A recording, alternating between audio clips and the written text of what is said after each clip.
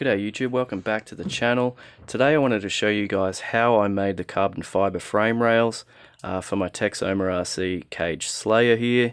They're super cool looking. It gives it that sort of high-tech F1 car aerospace kind of feel to it. It stiffens up the frame a lot. It gives really sturdy mounting points for the upper links. So let's jump into it and let me show you the process. Just a super quick word on safety. Machining carbon fiber produces a super fine nasty dust that you don't want to breathe in.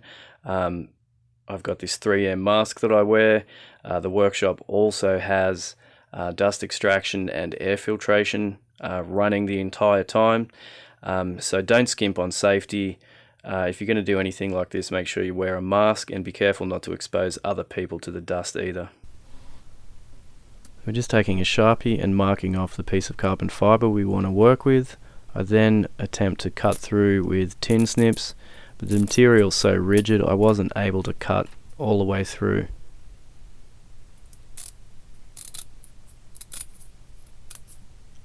So to finish that cut off, I just chain drill along that line with the drill press. Vacuum up those chips, and then we're able to part that piece of material off. Now we're just going to clean up those rough edges so we have a smooth flat piece of material to work with.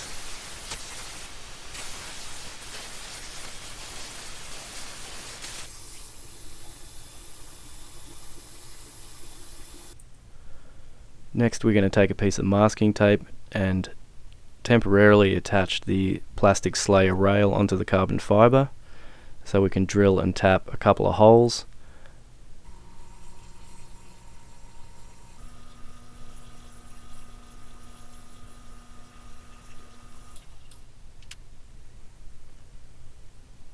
Now we can take our M1.4 drill bit, and tap a thread in there. The tap fits into the handle of one of my Allen drivers, which is handy. It makes the process quick and easy. Then we can attach the slayer rail onto the carbon fiber. And we need to put another hole at the front so it won't move around on there. And then we can take our carbide scribe and scribe a line around the perimeter of those rails.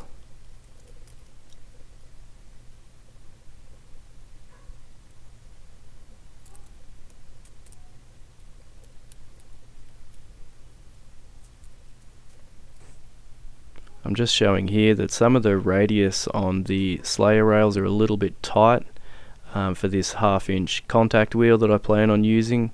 So I've got a white servo horn there which is a similar diameter. I'm just going to use that servo horn as a template and smooth out some of those tight radius so I'm able to get in there with the grinder when it comes time to shaping. So there you can see hopefully those lines that I've modified. Just smooth those curves out a little bit. Made them more of a sweeping radius. And then we're back to the tin snips. This is probably the quickest way just to get rid of the excess material. It doesn't create a ton of dust and it's quick and easy.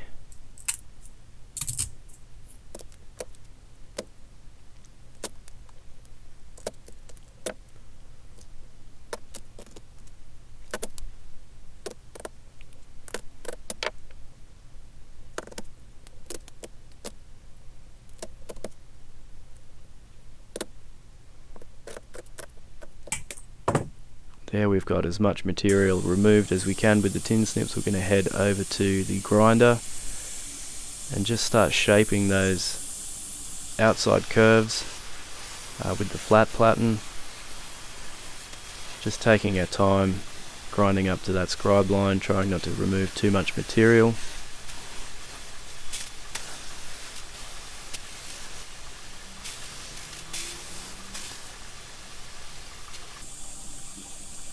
Now you can see we've got the outside curves done.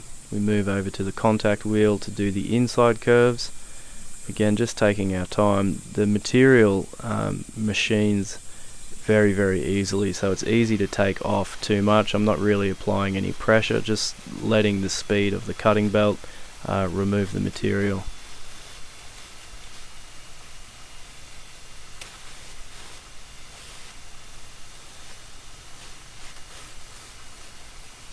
You might see me changing the angle of the workpiece a couple of times just to better see the reflection of that scribe line. Sometimes it's a little difficult to see.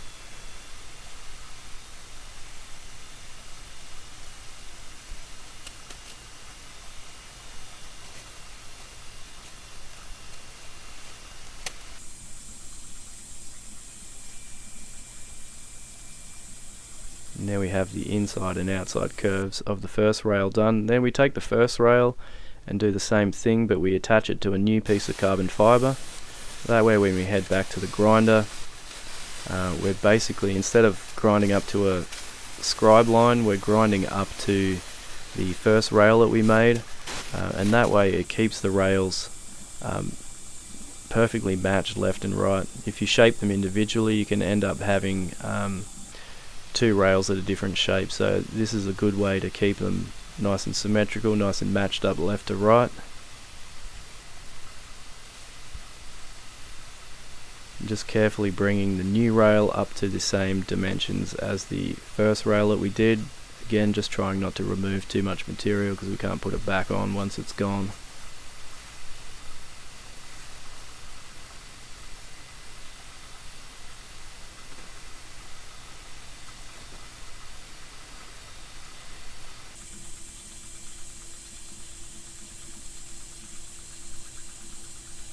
Now we've got two rails, the inside and outside dimensions shaped, and then we take longer bolts and we take the two rails and stack the plastic slayer rail on top of it, and we can use that plastic slayer rail as a drill guide to make sure that we get our drill holes placed in the right spots, and it makes drilling the holes a faster process because we're drilling through both rails at the same time.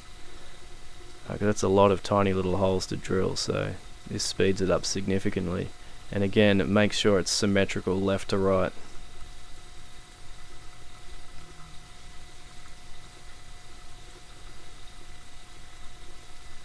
We're continuously pulling that swarf away with the vacuum there.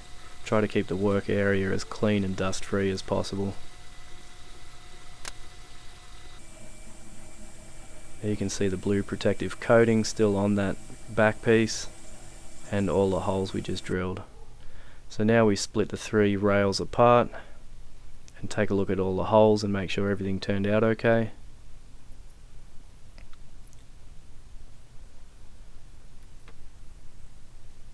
Pair of rails, fully drilled, and everything turned out well.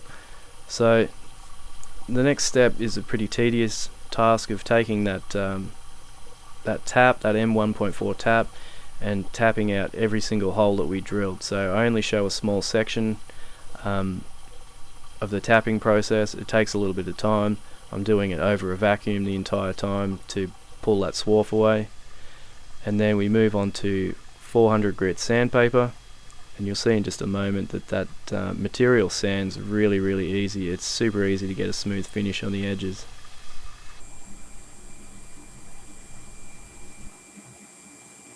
I lost a little bit of footage towards the end there. Most of that footage was basically showing how I sealed and finished the edges of the carbon fiber. Carbon fiber, being a laminated material, is susceptible to damage on the edges, so you do want to take a thin or medium CA. Medium's probably easier because it's less runny.